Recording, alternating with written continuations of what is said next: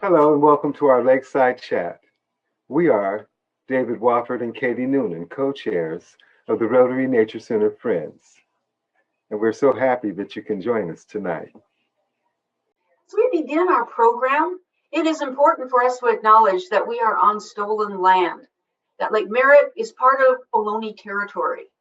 We hear now from Corinna Gould, spokesperson for the Confederated Villages of LaShawn and co-founder of Segura Te Land Trust. Good afternoon, relatives. My name is Corinna Gould. I am the spokesperson for the Confederated Villages of LaShawn. We are here today at what most folks think of as Lake Merritt. We are in the territory of Huichin. Huichin is actually a territory that encompasses 6 Bay Area cities: Oakland, Berkeley, Alameda, Emeryville, Albany, and Piedmont.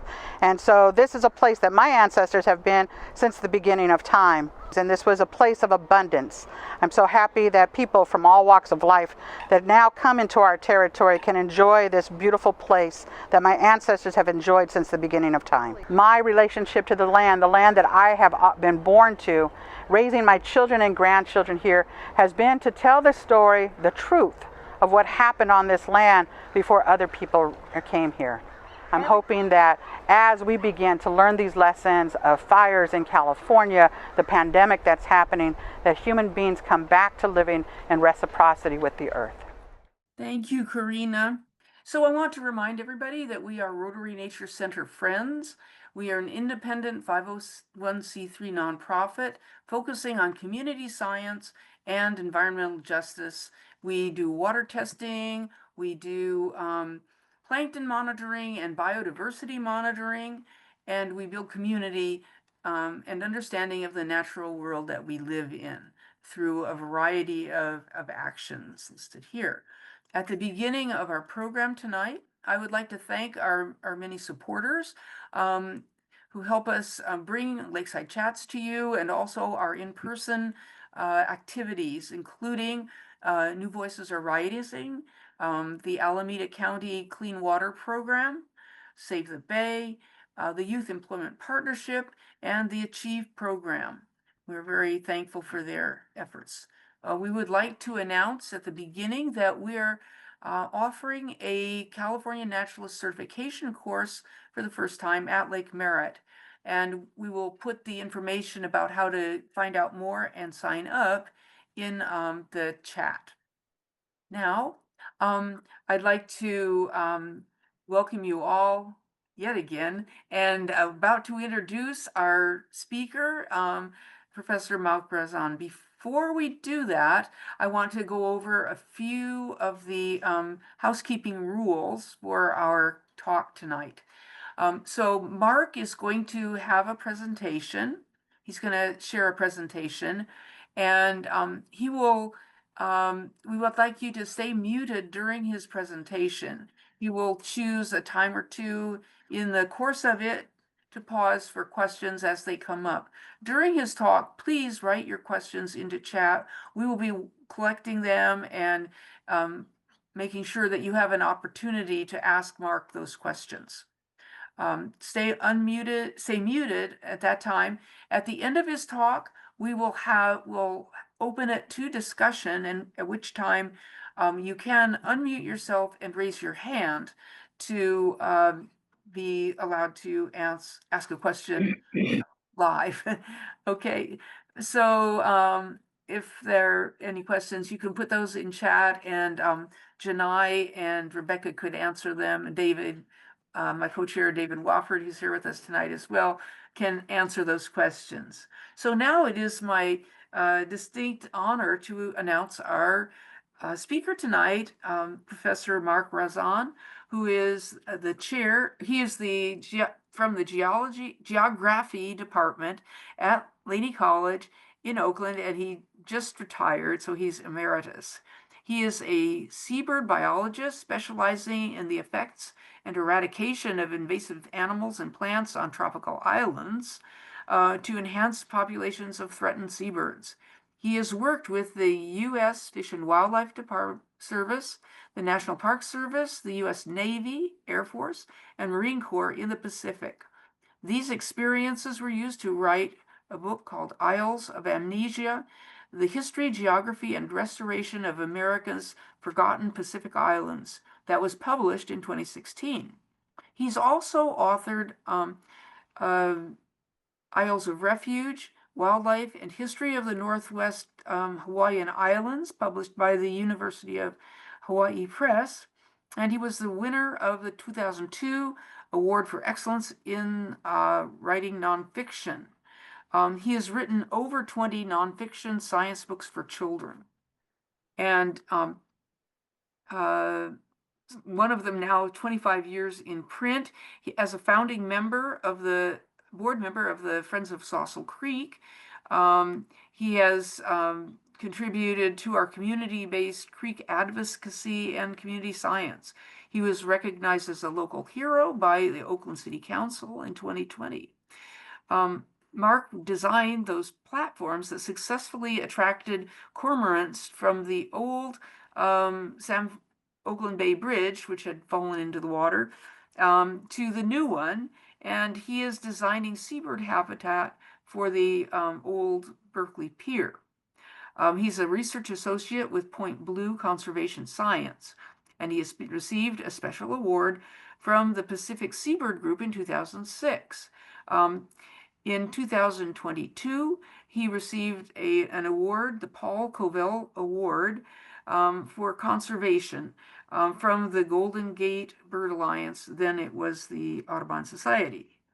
So we are so lucky to have him talk to us tonight about his recent voyage to the Arctic and continuing research on Arctic ecology and the rippling effects in a variety of ways. Mark, I know I've left, there's so much we could say. You're an amazing person, and we're so glad to have you here tonight. If I left anything out, please jump in and give us that information. But are you ready to step? Yeah, if we can put my slides up. Excellent. This is wonderful. So I need to share this, I guess, looks like. Okay.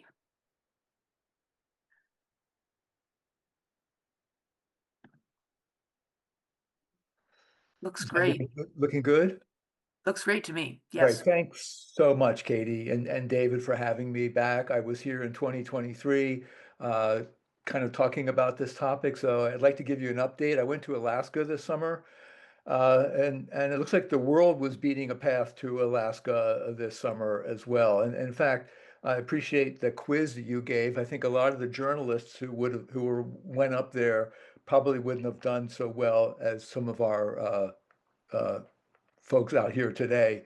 A lot of people don't even know where the Bering Strait was, and they finally had to learn where that is. So it is something that I want everyone to know about. The premise of my talk today is climate warming is melting the polar ice caps, facilitating a northward movement of not only animals and plants, but Arctic and subarctic countries are moving into the region to exploit the new wealth, the mineral wealth, the fossil fuel wealth, and threatening the indigenous people who have been there, as Karina said, since the beginning of time, and global security as our geography of the whole region is turned on its head. So this is something that this is just the tip of the iceberg, so to speak. So,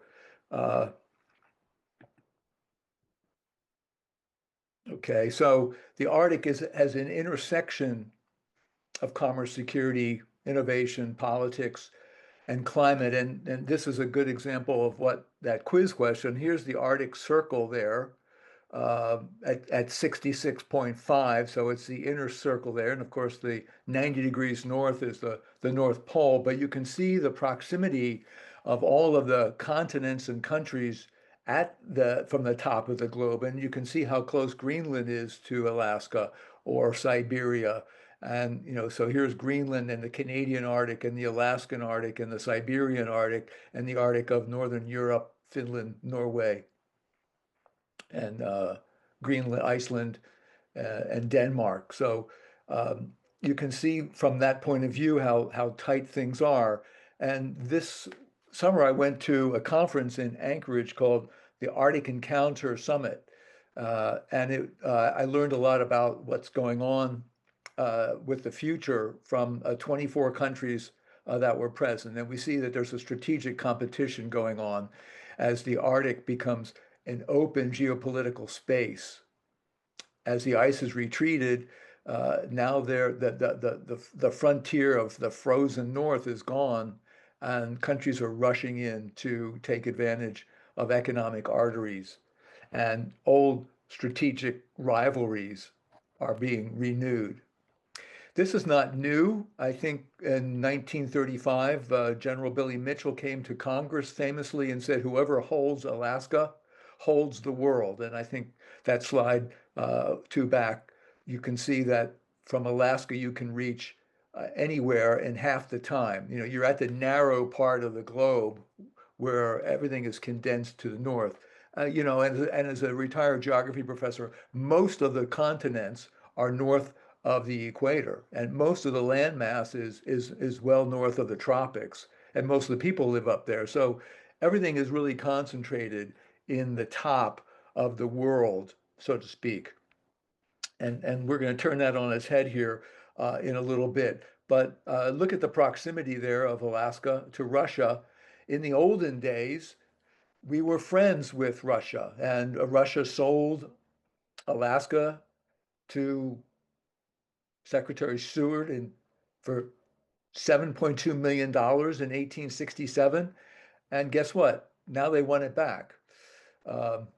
The Klondike gold rush that occurred in 1896, that Jack London was such a part of, paid the $7.2 million back in spades. So it was a bad investment. But here you can see the handshake of the parka with the comrade in the sleeve, and then you can see Putin and Trump actually just holding hands.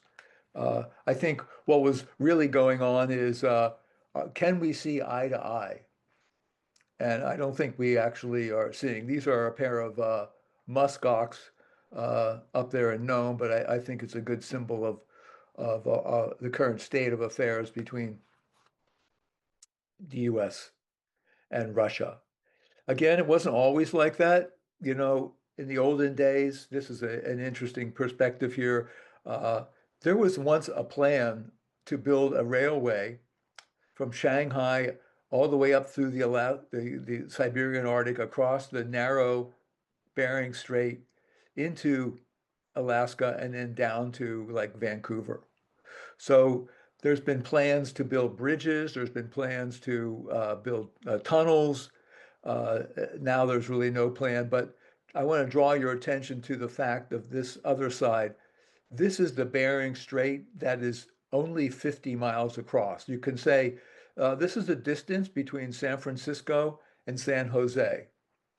And somewhere like around Fremont, you would be crossing into another country. So it's only a 25-mile gap of territory between the two continents, and I'll take Asia as an answer, and the 180-degree date line and border line, and the day between today and tomorrow, the old world and the new, and kind of a rock and a hard place. The political realities are rapidly changing, and so I want to go back to the Asian continent and turn it on its side. I think by taking a look at the Eastern Hemisphere and turn it on its side, I think there's that whole dominance of what is up. Is north up? that expression, oh, that project went south. Well, what's so wrong about south? There's a bias, I think, to north being up and right. And let's turn Asia on its side and now look at the Bering Sea. Way over here on the left, this little pocket and that narrow conduit between the two, Bering Sea and the Arctic Ocean.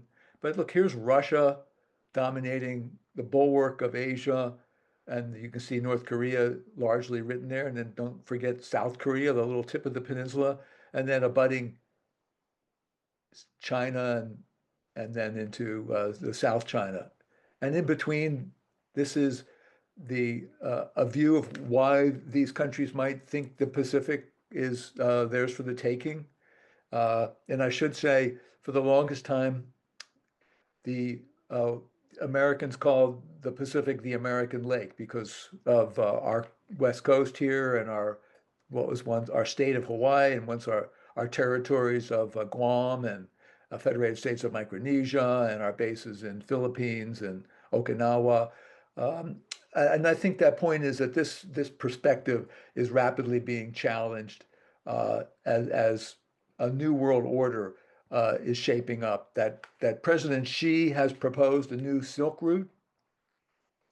The old Silk Route was identified by Marco Polo as traversed by Marco Polo, going out of southern Europe across southern Asia to get to China. Now the new Northern Silk Route emphasizes a multipolar world, and I don't mean North Pole, South Pole, but a multipolar world with different world powers. And if you look at this, all of this traffic of goods, and it's no longer silk, but now it's liquid natural gas, oil, and microchips going through the short way across the top to Asia, to Europe, and to North America, and through this narrow gap of the Bering Strait. And this was you can see this white mark is the existing mass of Arctic ice. It has been estimated as early as 2040, there will be a summer where there will be no Arctic ice. And so the whole North Arctic Ocean is open for business, so to speak.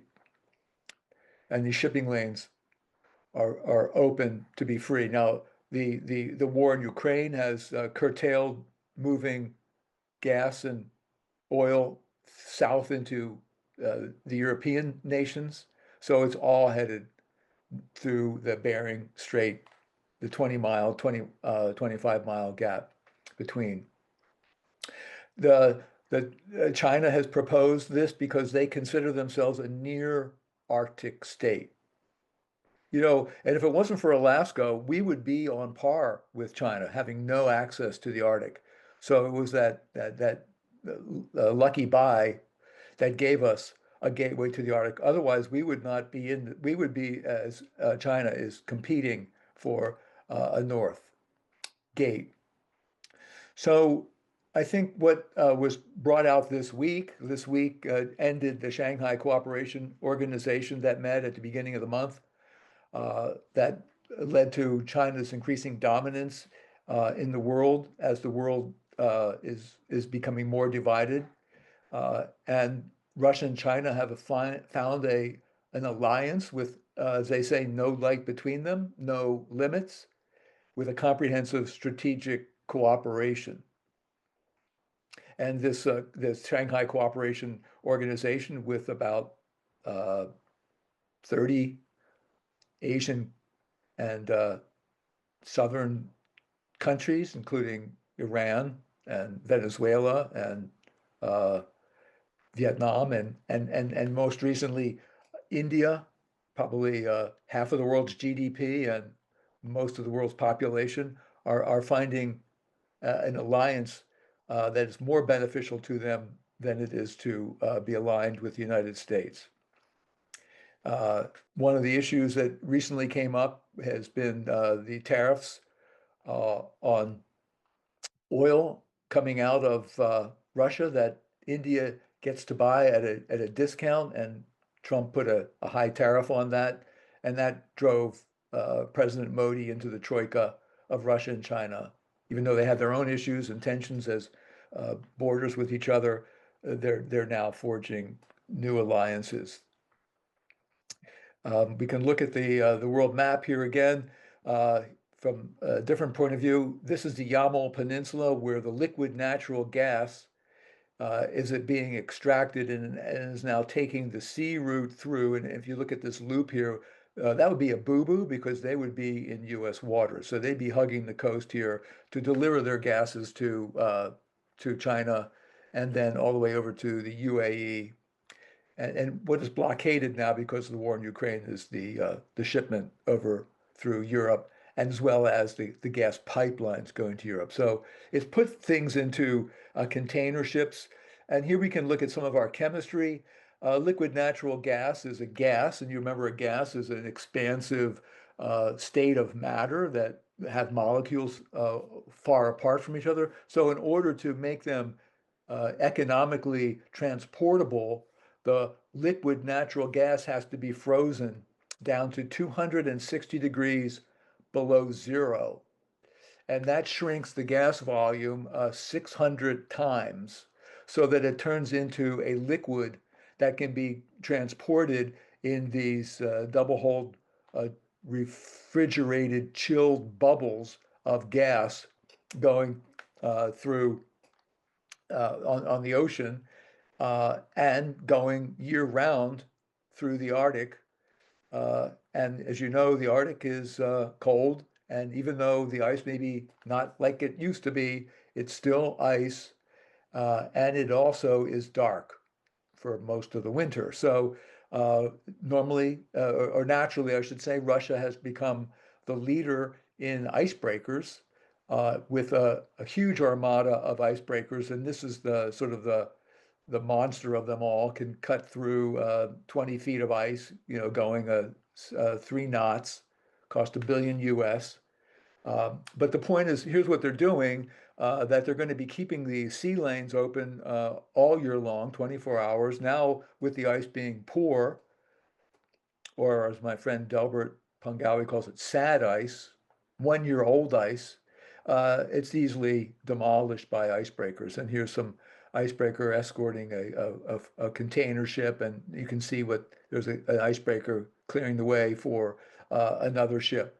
And these are Russian icebreakers, but again, a sign of the times is that just in August, a Chinese icebreaker was interdicted north of Alaska in international waters, but within the Alaska territorial consideration. So the U.S. Coast Guard escorted them out. This was a Chinese, so here's a near Arctic state with an icebreaker. So they're getting ready to move into this opening, taking advantage of an opening, and India will probably be joining them as well. It turns out, I think this was an icebreaker that was a research vessel and may have been prospecting for critical minerals. I'm not sure, but you get the idea that the area is opening up, and it's not a new issue. There was the infamous Chinese balloon that was actually went over the Bering Sea and eventually was intercepted over South Carolina, but after it had been up. And I hesitate to call it a spy balloon because the Pentagon didn't think so, so I'm not going to say it is. But it does bring up something that is in the military parlance is all domain awareness.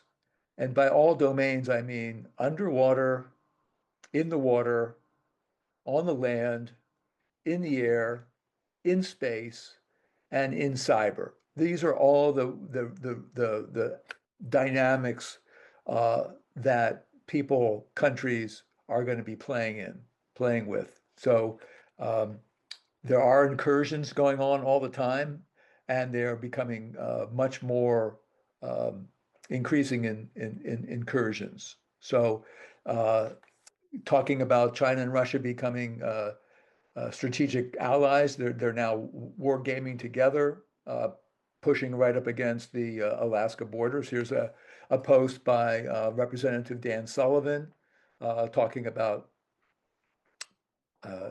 Chinese and Russian air jets near the Alaska being repelled by U.S. jets and submarines coming to the region. So I've been tracking this since well before 2023, and I this is something I'm not going to go into, but these are a number of incursions with ships trespassing or getting very close to trespassing into not only into U.S. territories, Chinese and Russian ships, submarines, missile launches. But I will want to point out that right before, well, in 2022, two Siberian Yupik people who happened to be on the wrong side of the dividing line when their territory was split were being conscripted for the war in Ukraine, and they got in their aluminum skiff and took all the gas they could get and took 300 miles to get to St. Lawrence Island, which is U.S., for asylum, because the Russian military were conscripting indigenous peoples of the Far East because they knew how to hunt and they knew how to shoot, and sending them to the Ukraine front. And so these guys came risking their lives, seeking asylum, and were taken into asylum. But these dots indicate other trespasses as well as significance of areas where deterrence. Direct your attention down here. This is where Pyongyang, North Korea is, and it's like within 50 miles of the Russian city of Vladivostok, where a deep water port with a Russian nuclear submarine fleet is stationed.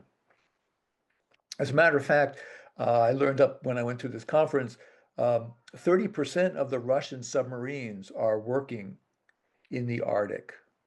Very small region, but heavily militarized. So we're seeing this region becoming a militarized zone in which it was not really, well, I mean, it was always more on the detection and deference, but now it's becoming more militarized. And missile testing on the Chukotka side.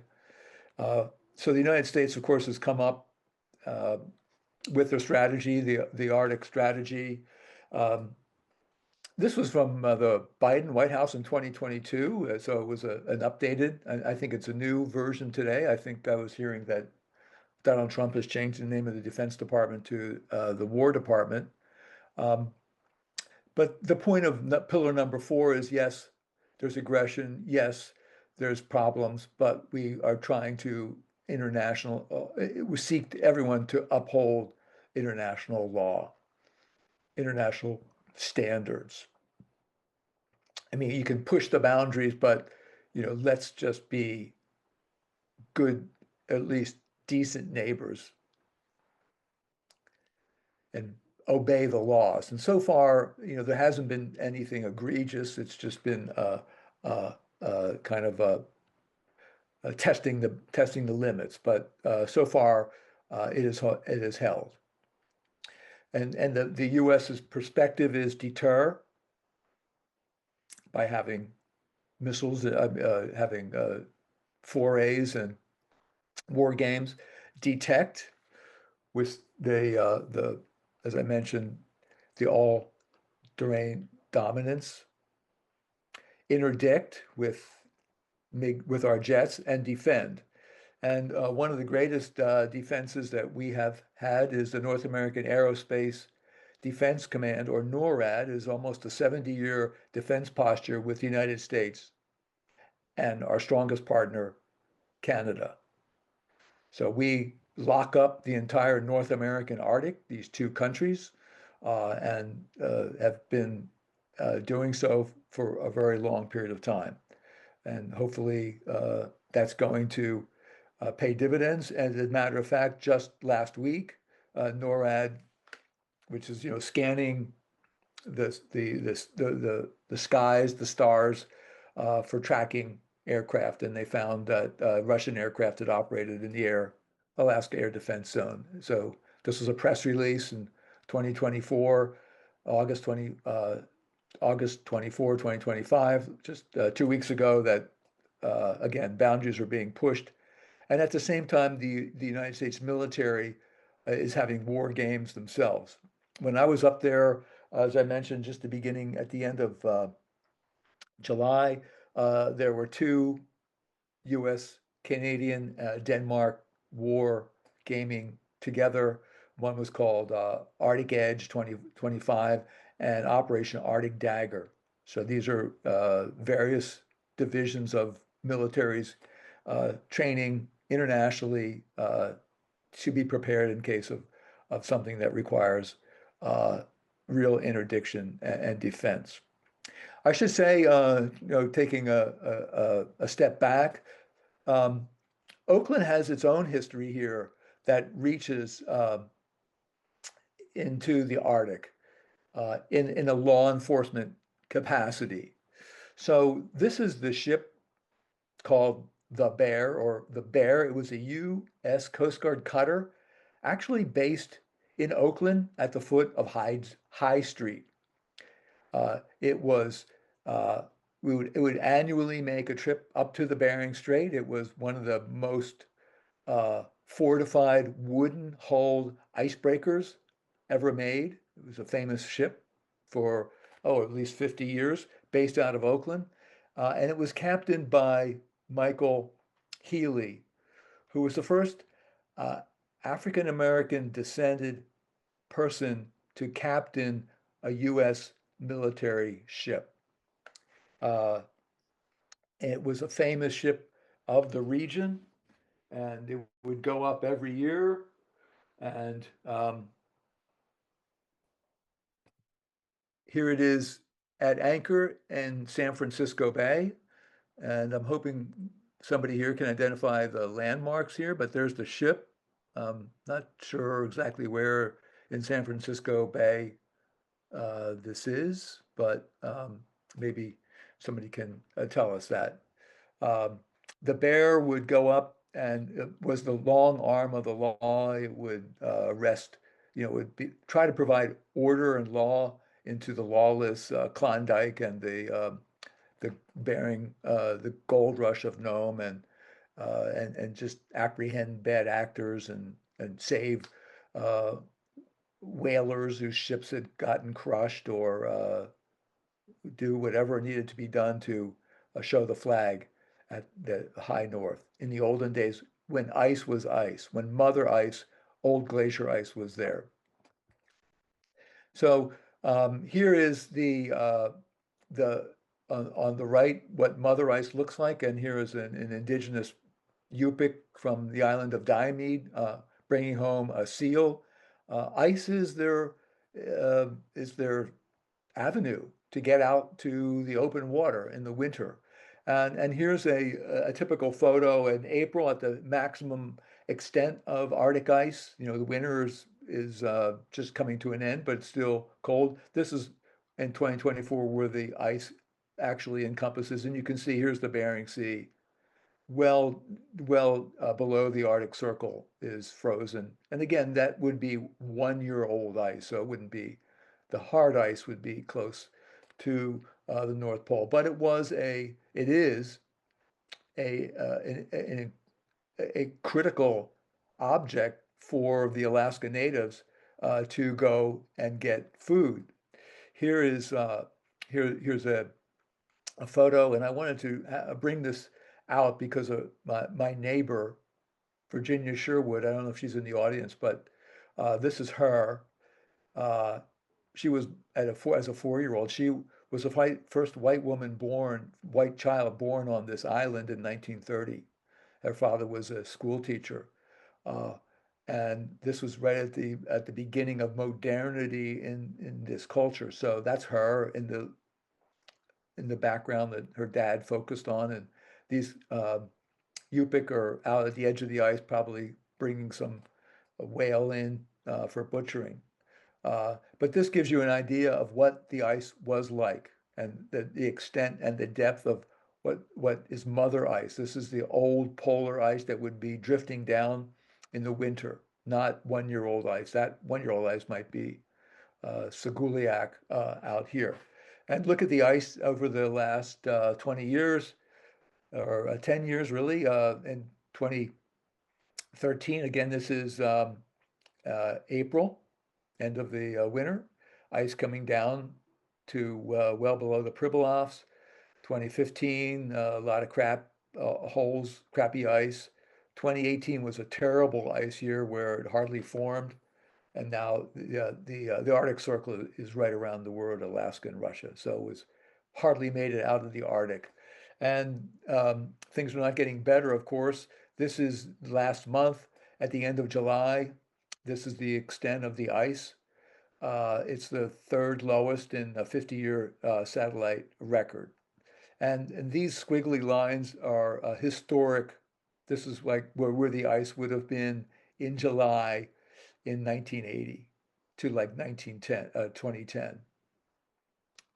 So you can see the light color blue is more water than ice. So it has in retreat, and the retreat has very specific ecological consequences.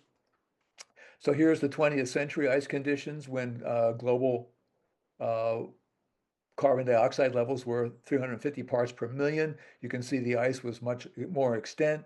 It allowed ice algae to grow under the ice when light would loosen through and allow the algae to receive photosynthesis. And then when the ice melted in the spring, that ice algae would fall to the bottom and feed the filter feeders, the clams, the benthic creatures, and it would feed a different ecological component of zooplankton that fed a particular type of whale called the bowhead whale. The walrus would be on the ice. The polar bears would be hunting walrus and seal on the ice. Then comes the 21st century with CO2 going up to 400 parts per million. The ice is retreated. There's less of it to create ice algae, less ice algae, shifting the ecosystem into a different set of algae. No longer fertilizing the bottom, so there's not the benthic bivalves for walrus. The walrus now forced to hang out on land, and polar bears aren't on the edge of the ice. They're on land hunting for whatever they can scrounge. Different whale species, bowheads are moving further north, as are humpbacks moving into the Bering Strait. Never were up there before. And they're following them are the orcas or killer whales. Again, I was privileged to go up there in 2023 and see the walrus on the ice. It was a good ice year. There was at least a few flows left. And these ice flows walrus require flows to rest on, and it floats around. It's sort of like a movable feast because they would just dive over and suck the clams off the bottom and then get on the ice floe and let it flow someplace else. And then the eiders, they would dive under the ice and eat the clams that are on the bottom. And if those clams aren't there, it's going to be a problem for both ice eiders, walrus, and other species. As the water has warmed up, as I mentioned, 2018 was a bad year. Let me just make one more point. As this ice freezes, only fresh water turns into ice, and the salt brine is concentrated and super chilled and falls to the bottom as a thermal curtain that prevents sort of subarctic animals from penetrating it. In 2018, the ice curtain disappeared, and these critters, both Pacific cod and walleye pollock, look at the numbers here of catch. Good ice year, 26, what would that be? 26,000 metric tons. 2018, a half, 500,000 metric tons. 20 of walleye pollock, 20,000 metric tons, 1.1 million metric tons. So thermal barrier gone. These creatures are moving into new territory that they hadn't been before, and they're moving through the narrow strait, the Bering Straits, out of the Bering Sea, into the Beaufort Sea, and then ultimately into the Arctic. So what we're seeing is creeping, and the word is borealization, the boreal forests. The boreal creatures are moving north of the Arctic into north of the subarctic into the Arctic. And the fish are doing so as well, as are the countries that are following them. So just you can see sort of the political quality of this map. Here are moorings. Here's the date line running through the gap between Little Diomede and Big Diomede. And so all those Russian ships have to go in that narrow gate, and the US ships have to go through this gate. And are they going? Yes, they are. Look at the transits, the Bering Strait. So again, to orient you here, here's the Russian pinch, here's the Seward Peninsula. These are the numbers of ship transits that have gone through just in a year. So you can, I know it's like spaghetti, but one color is research. So we've done a lot of research. We're doing a lot of research. Um, some of it is pleasure cruises, tug. There's a lot of villages up here that require fuel oil, so a lot of tug work. Fishing. So notice the fishing is all on the Russian side because Alaskan fishermen are not allowed to go beyond the Bering Strait. They're too far away from help by the U.S. Coast Guard. The U.S. Coast Guard nearest station is 800 miles away. So you can see just a differential amount of usage in this area. I know it's kind of hard to see. We can take another look at it here. Look at the amount of tanker, and that would be oil tankers versus Russia. All of their gas tanker traffic versus ours. What do we have? Tugs to go up to the villages at Cape Lisburne, Wainwright, Ukiagvik, Kaktovik. They all need fuel oil. They all need vegetables. They all need prefab houses, cargo. Hardly any fishing here. More fishing. Military, I don't believe that. About the same, but I don't believe it. Passengers, more tourists going up. Look at that. So 360 transits in 1 year, 300 transits. So that's what? Almost 1,000 ships going through a narrow area. What would it take to have a problem? Remember, much of the year, let me say, the Arctic Circle is that point where it begins to become dark 24 hours a day. So in, what is that? Today is the, what, the 5th? So in 15 days, the sun will begin to not set at the North Pole. And every place south of that will begin to see increasing darkness. But that will, at some point at the Arctic Circle, it will be dark for 24 hours. But at the North Pole, it will be dark 24/7 for 6 months. And so these ships aren't going to be stopping. They're going to need to be coming through. There's going to be artificial lights. There's going to be sound. There's going to be noise. There's going to be crashing ice. So the creatures, the polar bears, the seals, are going to have to move over because there's a new sheriff in town. And God forbid there's an accident, a tanker blows up. Who could come and clean that up in the winter, in the ice, with two countries who are butting heads? And I think that came out of the Arctic encounters, everyone's worst nightmare. So what are we doing about that? In a sense, the new Trump budget had $24 billion going to the U.S. Coast Guard. In the past, the Coast Guard was sort of the orphan of the armed services. They were going around begging with tin cups, hoping to get a few shekels left. They're now getting $8.6 billion set aside for icebreakers to catch up with the Russian-Chinese dominance. And the other 15 billion are going to, I don't know what, but maybe they're going into Nome. So I went to Nome It turns out that Nome is America's gateway to the Arctic. As I mentioned, we wouldn't even have an Arctic avenue had we not uh, fortuitously bought Alaska. And Nome is the first harbor that's closest to the Arctic.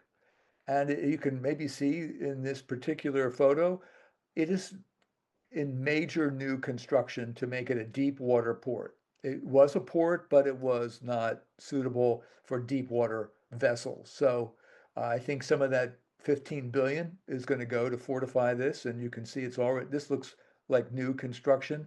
And the thing I noticed about Nome that was so intriguing is that they have a mountain called Cape Nome, which is a rocky substrate, and it very logically or conveniently, I should say, provided the rocks needed to fortify the seawalls in the harbor. So luckily they had local material because otherwise you'd be barging that up from Seattle.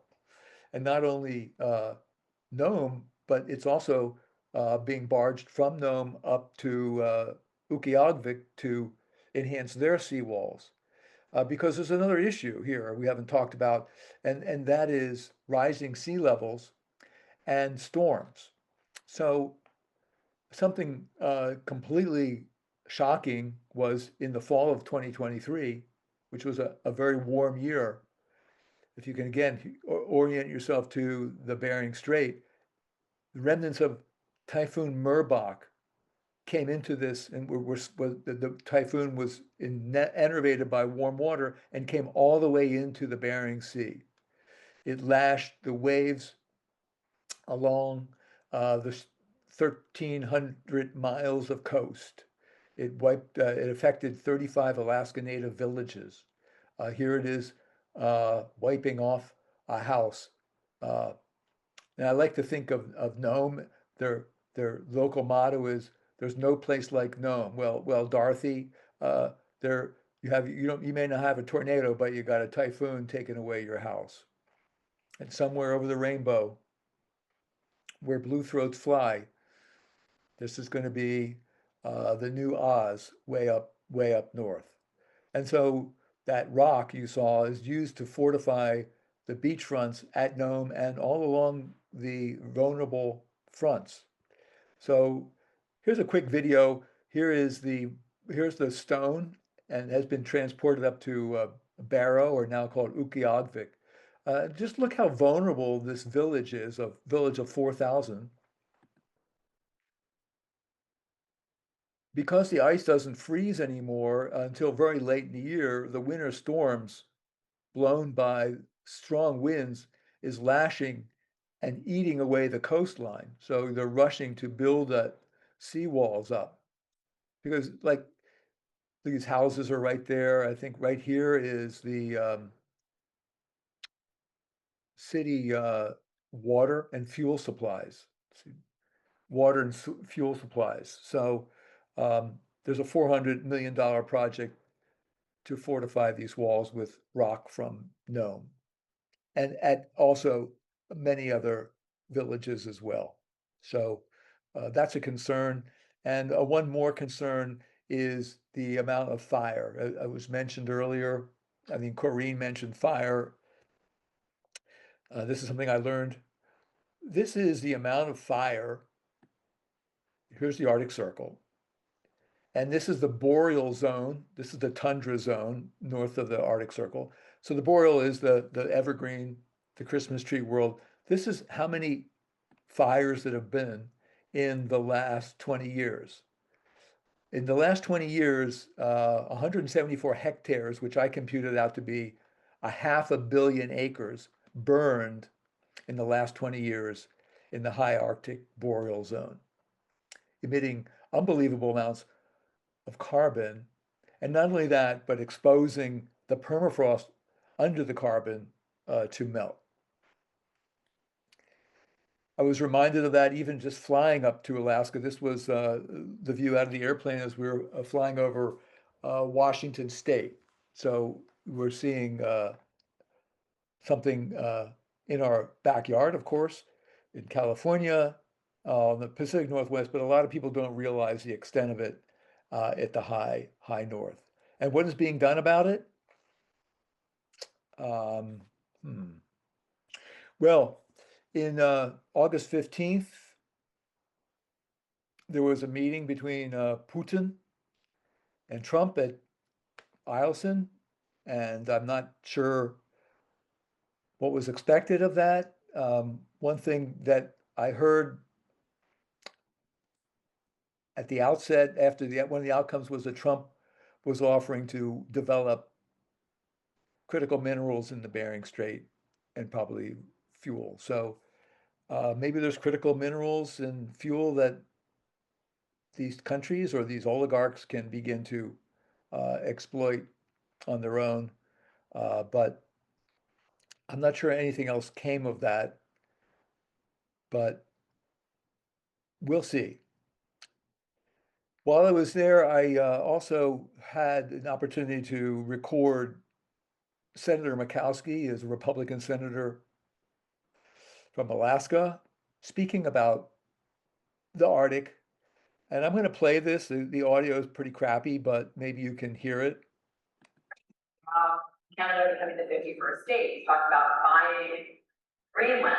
So what does it mean to be a leader right now, representing the United States on the world stage, amid that sort of turbulence and mixed messaging and the evolving opinions of President Trump on countries like Russia?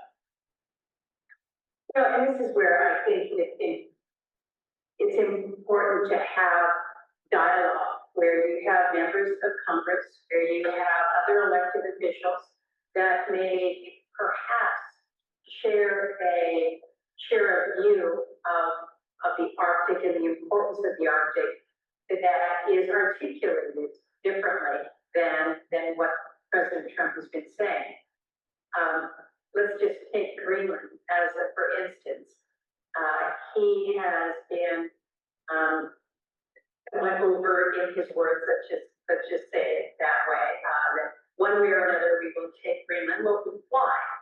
It's an interest in critical minerals.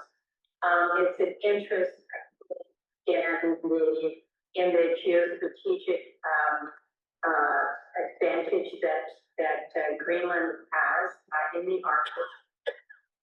And so you can say, well, you have a United States president that has identified that there is value in the Arctic from a defense perspective, from a resource perspective. He is, in my view, choosing the wrong words in which to discuss a relationship with Greenland. We have long had a security arrangement with Greenland that has been cooperative and constructive, not always perfect, I grant you that.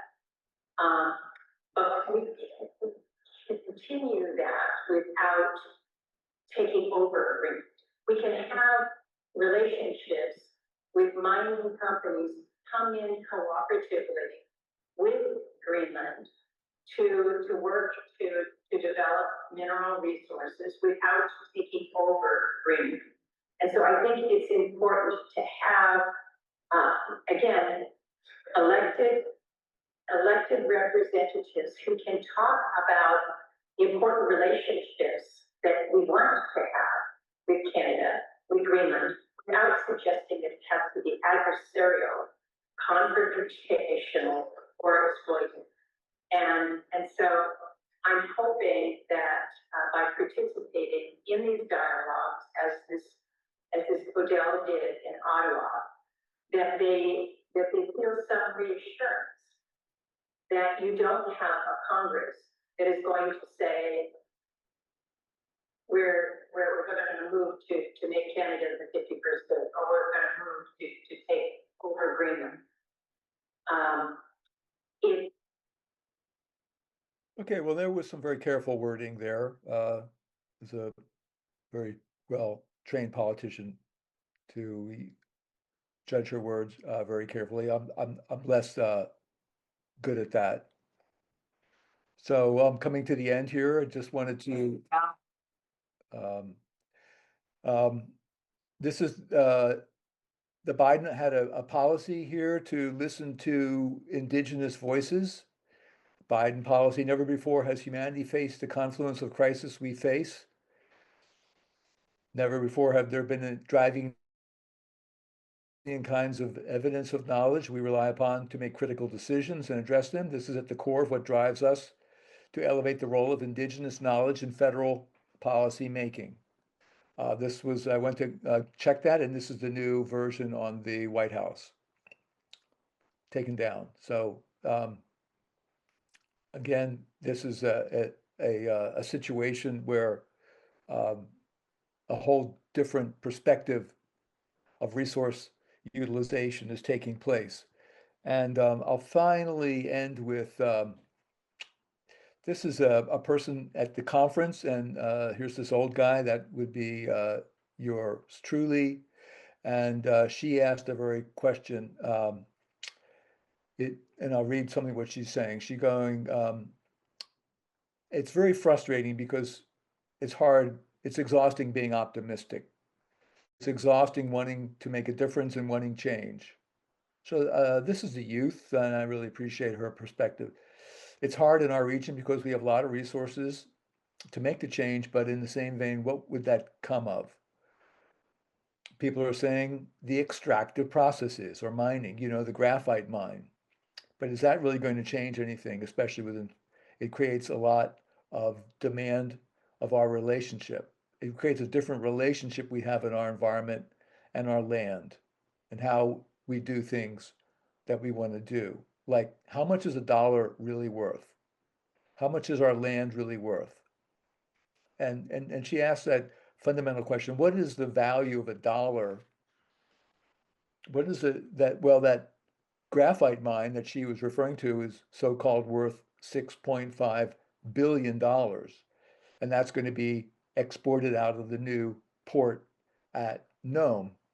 It's on state land, but it's surrounded by tribal land. So, she asked this question, and her answer that she answered herself was that we, as community, that's all we really have is ourselves and our communities. And in her case, or in our case, we have our past relationships, we have our traditions, we have something that's worked for us for many years. As Corinne Gould said, something that's been going on in the indigenous world since time. But what we have is our community, and this is the wonderful to come together, and I'll end it there. I know that's not the happiest note, but again, thank you, Rotary Nature Center friends, for listening to me tonight. Thank you very much.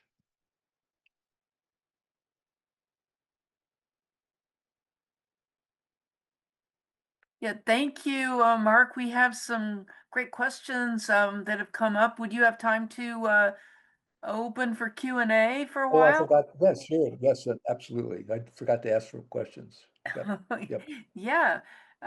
So maybe some of my our co chat wranglers want to jump in with one or two.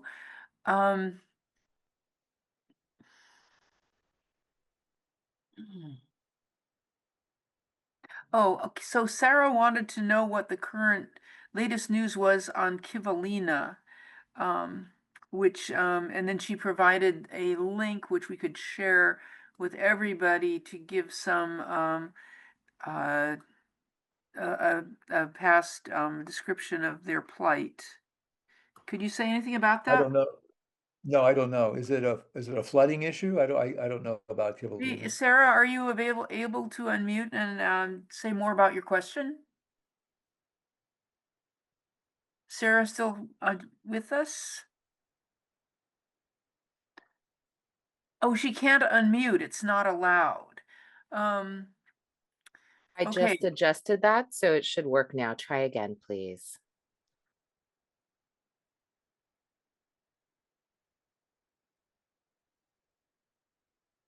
Okay, can you try again, Sarah?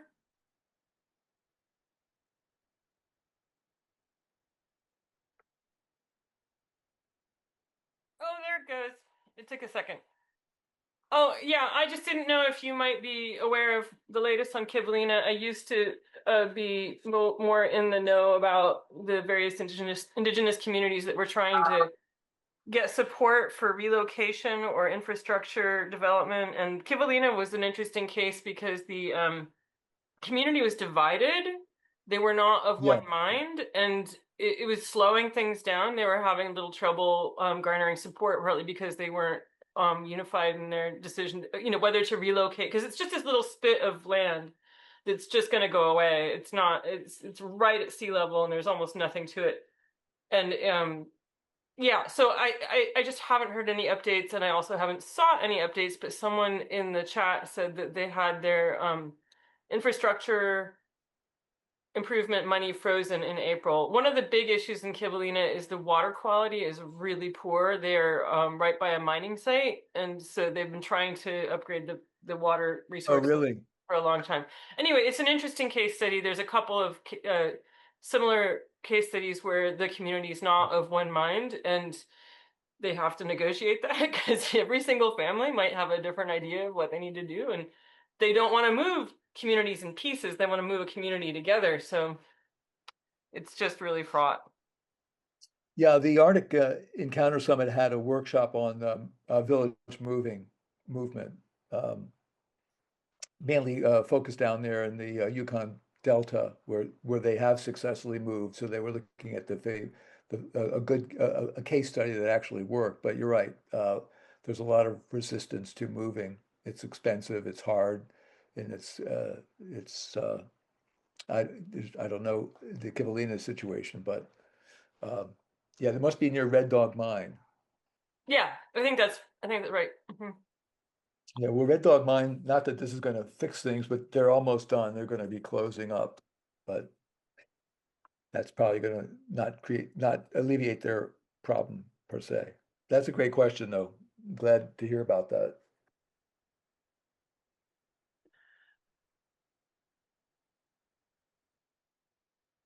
So, I have a question, but I want to make sure everybody who's Yeah, hi posted. Katie. I Yeah. have a list of questions that people Okay. posted during chat, Fantastic. during the talk into chat.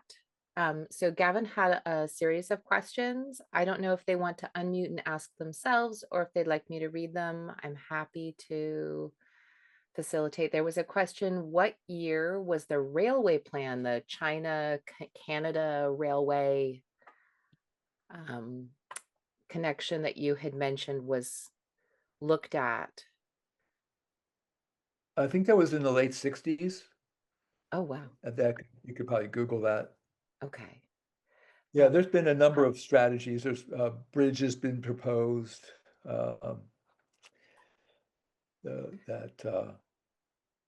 Maybe there were multiple ones. I found the train plan that I found was 2014. Yeah. Okay. Well, And what was it? It was Russia, the United States, Canada, and it seems like China. mhm. Yeah. And Yeah. the next question that Gavin asked is, would Russian and Chinese interest in Arctic routes for trade be an impetus for US efforts to impose economic sanctions or pressures on both countries, especially before 2014? I hope I got that right.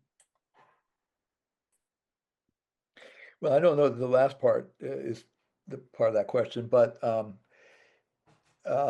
that's what Trump is doing to India, is trying to impose sanctions or tariffs on their purchase. Yeah, I think if we did that on China's use of liquid natural gas, that would kind of be Could I expand on that question? I'm sorry to jump in. yes, please. Mostly I'm interested in the historical aspect of that before everything kind of went to hell with the Ukraine crisis. We had Yes. developed the reset with Russia. There were ideas of economic trade, and that's kind of the context of my question. before Hmm. everything kind of went to hell. Oh, as early as in Perestroika, back in those days, where Yeah, well, up until like, yeah. yeah, after the fall of the Soviet Union up until 2014, and what insights you may have to that.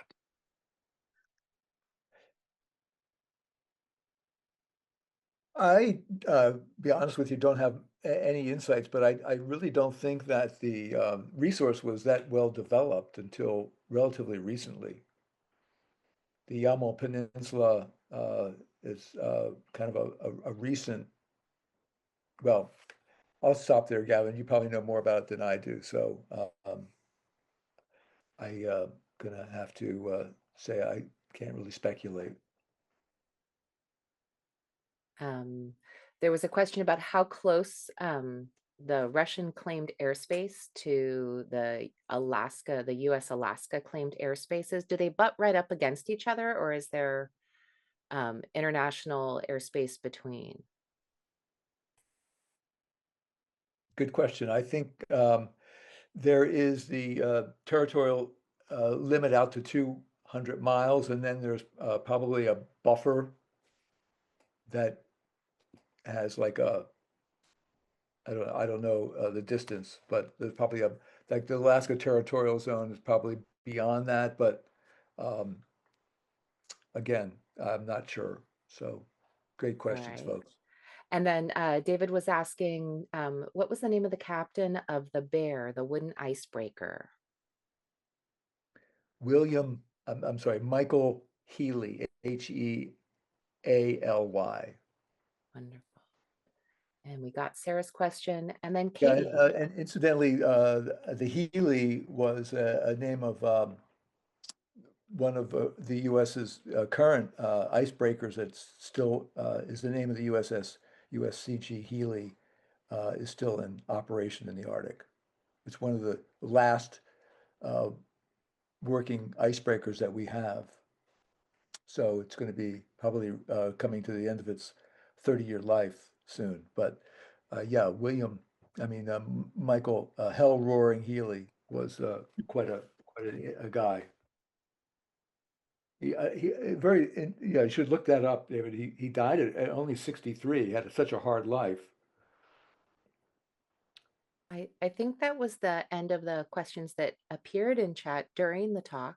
Katie, if you have other questions or if anyone else would like to raise their hand and unmute. Sure. Let me find the. While you're looking there, Katie, I'll read you this little poem that Michael Yeah. wrote. Oh, amazing. Yes. And when they sound our funeral knell, they say we've had our share of hell. Our welcome shore in heaven will be, because we have sailed the Bering Sea. That's amazing. People were so articulate and in those days, and so I mean, tweets and so forth just are not going to do it. I had a question about how all of this going on in the Arctic, how does it play out in terms of effects on birds that we might see, along the Pacific Flyway and especially in Lake Merritt? Can we think that there might be any repercussions? Well, if you've been around as long as I have, you see how few ducks there are coming back anymore. And one of your trivia questions was, what duck makes the longest migration? Mm. You didn't get a chance to answer that, but it's the scaup that breed in the Alaska areas. So they're with just a general decline in ecosystem fitness. We're seeing very few scaup anymore compared to what it was like in Lake Merritt back in the. I started paying attention in the 80s and 90s when the lake would have thousands and thousands of scaup, and now you're lucky to have a couple hundred. Same with all San Francisco Bay. So, and I was talking to you offline. This weekend is Shorebird World Shorebird Day, fewer and fewer shorebirds are nesting up there. There's uh, just the tundra is changing. Um, One thing I'm looking at is the amount of nitrogen that's coming out of oil production and even out of our cars. It's fertilizing the tundra like it would in your garden, and the tundra plant composition is changing as it's getting more aerial fertilization. But one thing I didn't really touch on is that the Arctic is a hemispheric sink for air pollution. And Mm. some of it is pretty nefarious, showing up on the indigenous people's tissues. But in the Arctic itself, the nitrogen is fertilizing the tundra, changing the plants into more of a shrubby habitat, especially then as the permafrost melts underneath it. So you're getting a heavier growth that the shorebirds who are right on the surface where the moss and lichen are may lose some of their habitat over the next foreseeable future. So that's another issue. Definitely. I remember that now from my AP Bio day or AP Environmental Science days, how the deposition of carbon actually on the snow was decreasing the reflectiveness or albedo, Yeah. and is like a positive feedback loop for climate change and global warming and all that. Yeah, and the United Nations has passed some laws to try to reduce heavy bunker fuel oil use that emits a lot of soot in Mm, order to curtail the amount of um, black carbonization of the snow. that's The good. United Nations is trying to pass a plastic resolution to control plastic. They've had 7 meetings and are unable to come to a resolution to limit plastic. Microplastics are showing up in walrus blubber and their food. So the Arctic is a hemispheric sink for a lot of pollution Mm, coming out of the Asia in particular, because the jet streams sweeping past Shanghai and the industrial part of China and depositing a lot of material in the Arctic. boy, Oh, that uh, we have knowledge another of hand up. geography is really important. I We have a hand up. Gavin, did you want to unmute Yeah. yourself and ask a question? Well, originally I had a question about how the icebreakers could affect Arctic wildlife, but um, it was kind of answered and I got more information, but now I'm even more curious about like the overall environmental impacts. I mean, you brought up plastics. Um, there's also what are they called? PFSAs, Yeah, the forever forever. chemicals. I mean, everything cycles into the Arctic. What That's right. kind of long-term effects do you see that like we really can't stop at this point that have been pumped into the atmosphere for 50 to 100 years? Like what do you think is going to happen going forward? Um, I'm afraid it's a lot of the die is cast, and particularly in the new regime that the United States has embarked on, which is full steam ahead, drill baby drill, and not collect data. So don't confuse me with any facts. My mind's made up. Um, it is a dangerous situation because as the Arctic is now becoming ice free, um, like the youth asking the question, what is a dollar worth, is a whole idea of what is valuable. If your question, Gavin, is what does the future hold, and we can guess what it might be hold, what are we willing, how much are we willing to spend to ameliorate, prevent, or stop anything like that from happening? That And to takes us answer, back to to Al Gore and Earth in the Balance in the late 90s. Well, Really. that was an interesting thing that was Yeah. at this meeting, and I was warned Mhm. that the Alaska encounter would be a pro-development, and they were talking about balance. It's like, whoa, hey, balance now? Like, yeah, maybe when Al Gore was talking in the 70s, balance was something that we could strive for. I wanted to throw out, I wanted to ask you, since we're all discussing books and we mentioned that you're such a good writer, do you have a book in that you're working on at this point? Well, gosh, I don't know if I told you to ask me that question, but yes, I am. I'm working. So Katie No, you mentioned didn't. I'm retired, and I'm retired just so I can finish this book I've been working on. It's called Bearing Witness: Oh, Cascading Changes in Alaska's Bering Sea. And I went up there 50 years ago as a young man on a boat studying seabirds in 1975 when it was really cold. And in 1977, the climatic regime shifted. And since then, it's been, like you mentioned, the positive feedback loop of getting warmer and warmer. So I'm looking at what has happened in the last 50 years. And I've gone up there about 15 times on different expeditions, counting seabirds or on checking for avian flu, killing rats. I started off as a tour guide up in the Arctic in a community of Alaska Natives. So yeah, I'm cranking on getting that book done as soon as possible. oh, yeah. Send us send us the notice when it gets up when it becomes available to sign up for that one.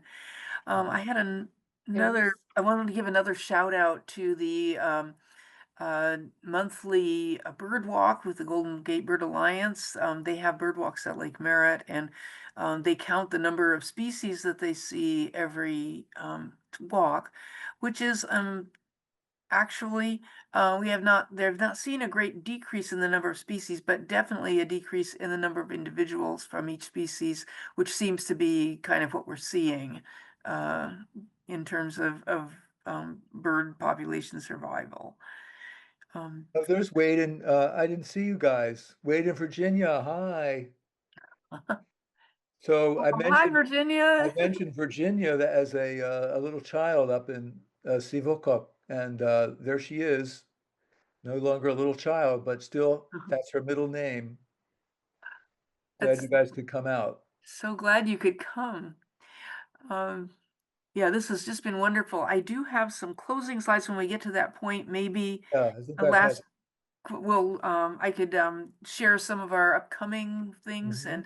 and Mark, please keep us informed of, and we do a post chat email to everybody. Okay. We'll include these links in that as well. Yeah, I'll send you the Murkowski video That would be with awesome. closed caption. Okay, and people can send you questions after the fact, right? Oh, yep, thank you. Okay. You can send them to me and I could forward to Mark, or he could put his, he could share his, the address he would like. So now I am going to do a few of our closing slides because we want to thank everybody for coming to Lakeside Chat. Again, for another amazing program. Thank you, Professor Mark Rauzon. Thank you to all of our people who come out, local community people and visitors who come out to Lake Merritt to learn about the lake and the world that we live in. There new voices are rising. The Youth Employment Partnership, Team Oakland, Lake Merritt Institute, Lake Merritt Voting Center has been wonderful. Save the Bay, and just all of our wonderful community. We want to let you know what's coming up real quickly. So on October 3rd, we will have Lakeside Chat number 59, The Fishes of Lake Merritt. This one should be really fascinating with Rebecca Abrams, who you may have met earlier. She's a scientist and educator at the Museum of Vertebrate Zoology at UC Berkeley. We'll be celebrating Biodiversity Day, and we're going to hold our event, which will be a BioBlitz, on September 13th. So if you like coming out with your phone and documenting biodiversity, we'll have plankton, we'll have birds, we'll have invertebrates to explore and see what's living at Lake Merritt. Creek to Bay Day, as we mentioned, is September 20th. We occasionally publicize on our Facebook, and especially our Facebook webpage is a good place to see what we've been doing and with photos and what's coming up next. Please consider our California Naturalist course. Really excited to build that community of people who want to learn and share knowledge about Lake Merritt. We have, yes, the Biodiversity Day. It's a big thing, a big deal. And you can sign up for that. Then I want to mention to everybody that the City of Oakland KTOP TV rebroadcasts all of our Lakeside chats on Sundays from 6 to 7 p.m. And you can see there when, and where on the City of Oakland website. And we're really happy that and grateful to them for giving our programs additional coverage in the community. If you enjoy what Rotary Nature Center Friends does, would like to make a donation, you can do so by going to our website and using the donate button, which is currently relocated at the top.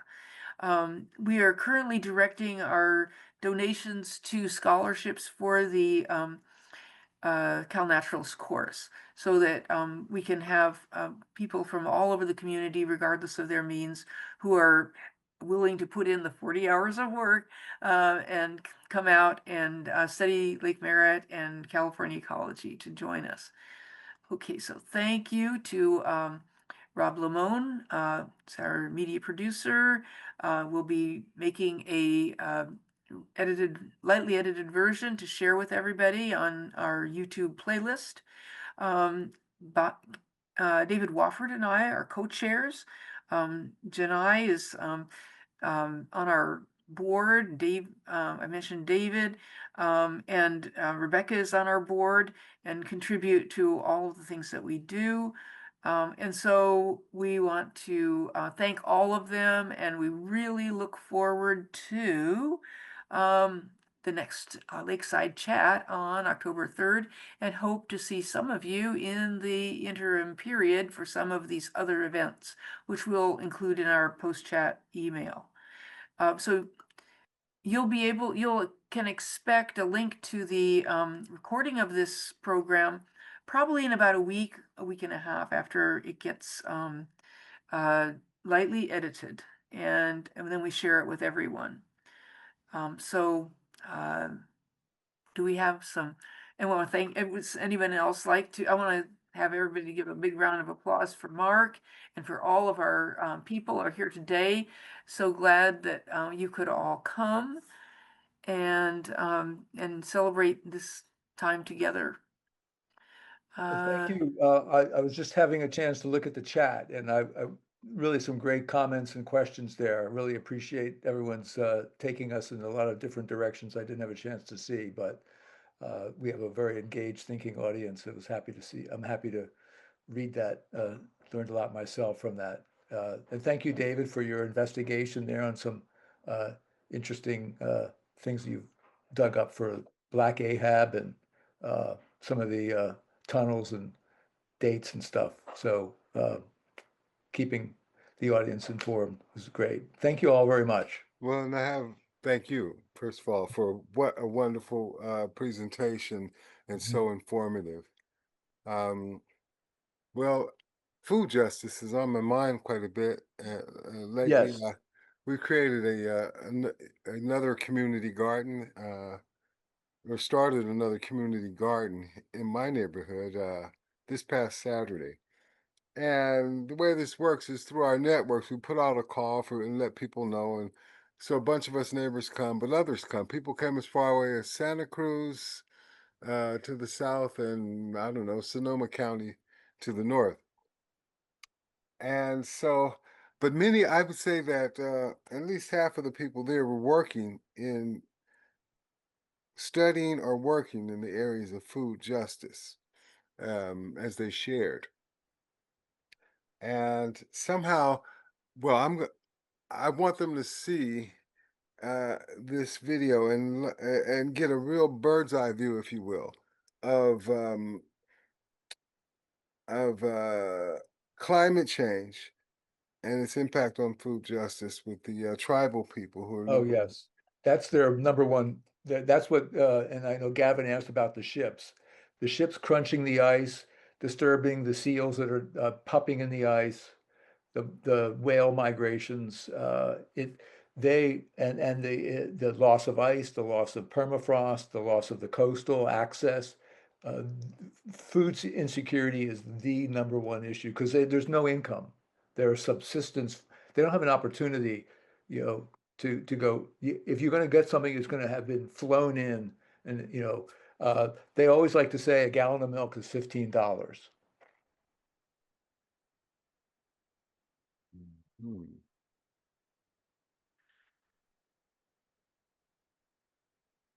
And this, Okay. so, Yes. yeah.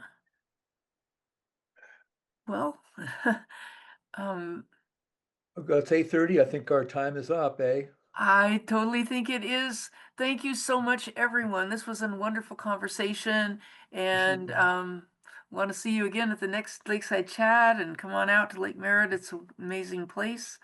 And thank you, Mark. Okay, This thank has you. just been fantastic.